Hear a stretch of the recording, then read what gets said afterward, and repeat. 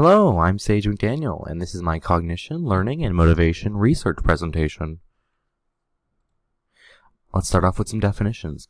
Cognition. This is comprised of both conscious and subconscious processes by which knowledge is accumulated. Essentially, this is the mechanics that lead to learning. Learning itself is a relatively lasting or permanent behavioral change that comes from an experience. I say relatively because these are not always lasting or permanent. Essentially, this is doing things better or different because of some stimuli, such as practicing or studying, that have made a lasting influence or impact upon your brain. Motivation is stimuli that encourages behavior and provides a direction for action. This can be either subconscious or conscious. This is essentially the reason why a person wants to pursue a specific action, such as studying. How do they all interconnect? Well, motivation inspires focused and directed cognition. Cognition facilitates learning by gathering knowledge.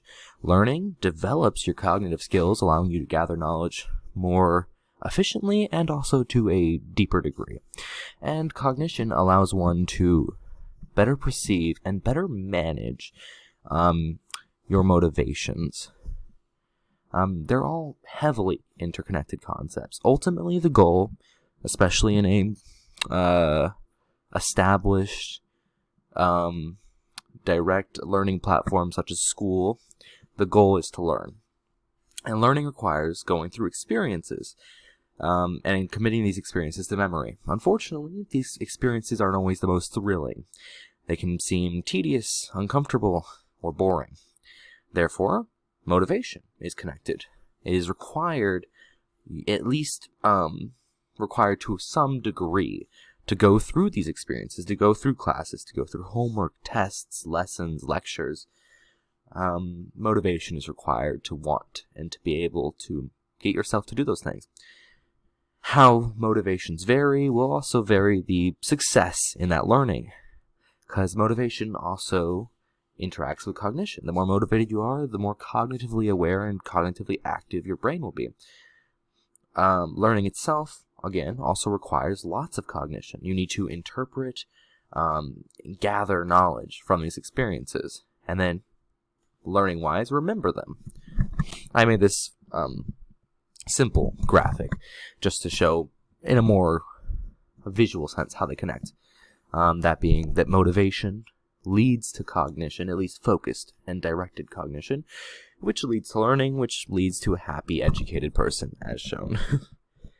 Now, let's get into a more personal example on how cognition, motivation, and learning have been at play in my school life. One specific topic is time management. Time management is an essential skill in pursuing to be successful in a structured learning plan. Keeping up with assignment deadlines, tests, classes, lectures, while also keeping up with employment, as I am a working adult, keeping up with a job and work, and also keeping up with hobbies, things that make life worth living and keep you mentally healthy, which is just as essential as other health avenues.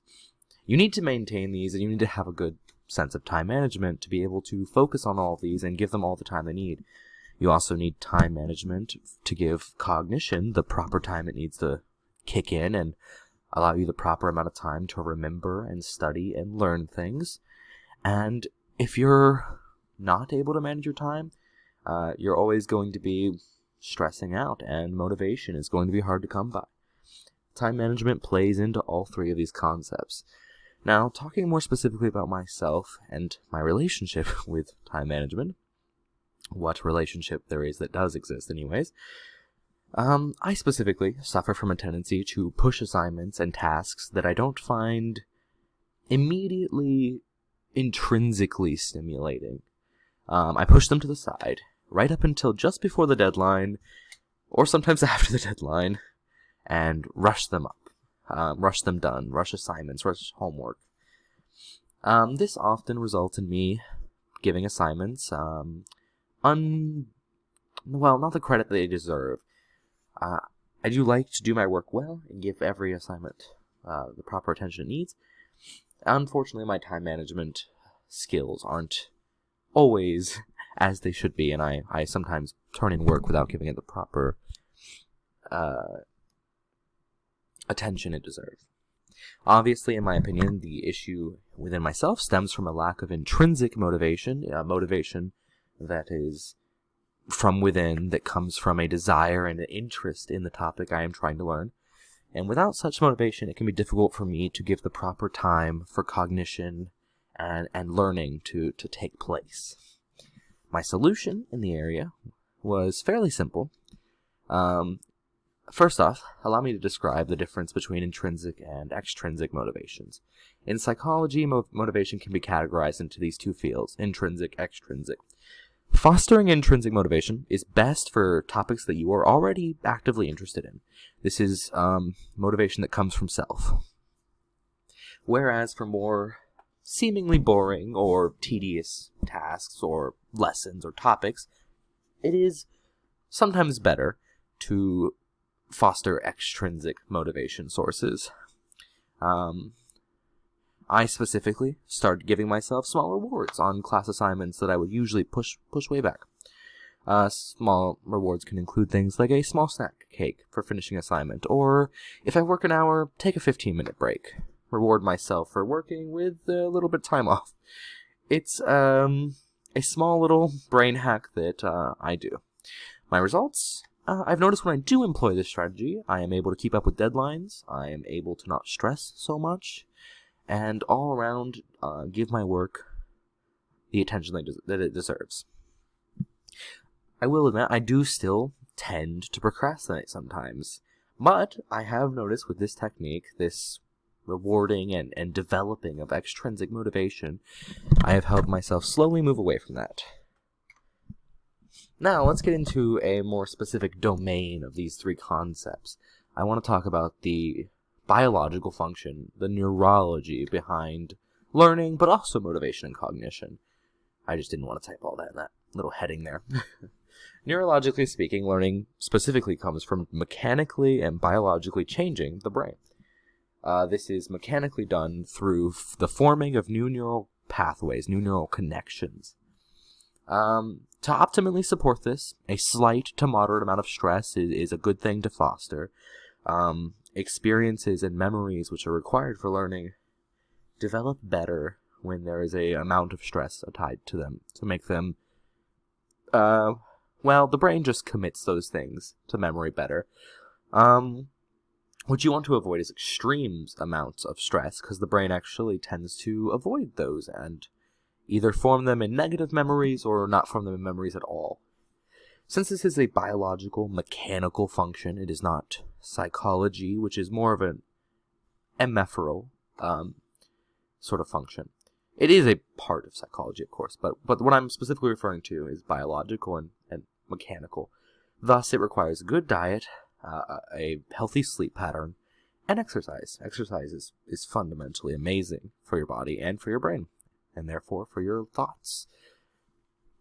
Similarly, these things also help promote not just learning itself, but the cognition that helps you bring in that knowledge in the first place.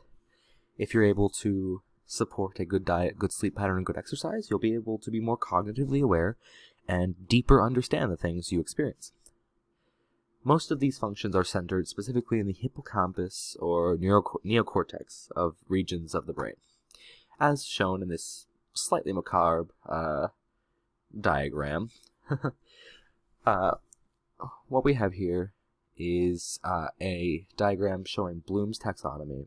It's a complex topic that I won't be able to fully cover in this short presentation that is already going a bit over time.